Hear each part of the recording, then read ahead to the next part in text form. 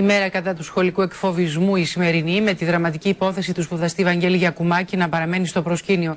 Δυστυχώς η Ελλάδα κατατάσσεται μεταξύ των χωρών με τα υψηλότερα ποσοστά εμπλοκής μαθητών σε περιστατικά bullying. Ο Δήμος Πειραιά, σε συνεργασία με το Χαμόγελο του Παιδιού, ενημερώνουν γονείς και παιδιά για τη σύγχρονη αυτή μάστιγα. Έχουνε βάλει την Έλενα, ρε, που είναι face από την τρίμερη και έχει βγάλει την μπλούζα της. Λέω.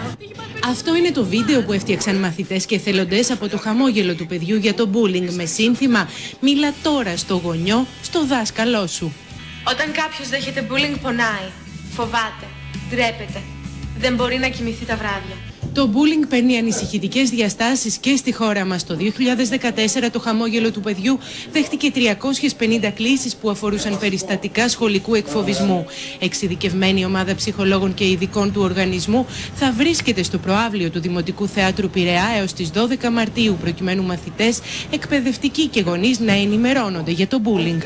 420 εξειδικευμένοι επαγγελματίες κοντά στα παιδιά, με 1.900 ενεργούς εθελοντές, κοντά στις δομές του Δήμου, στις δομές του κράτους. Θα γίνονται οργανωμένες επισκέψεις από σχολεία της πόλης, από συλλόγους γονέων και εκπαιδευτικούς, αλλά και όποιον πολίτη επιθυμεί να έρθει να λάβει πολύπλευρη ενημέρωση και στο θέμα του bullying, του σχολικού εκφοβισμού, αλλά και σε άλλου είδους προβλήματα και κινδύνους που αντιμετωπίζουν τα παιδιά, οι γονείς και οι εκπαιδευτικοί.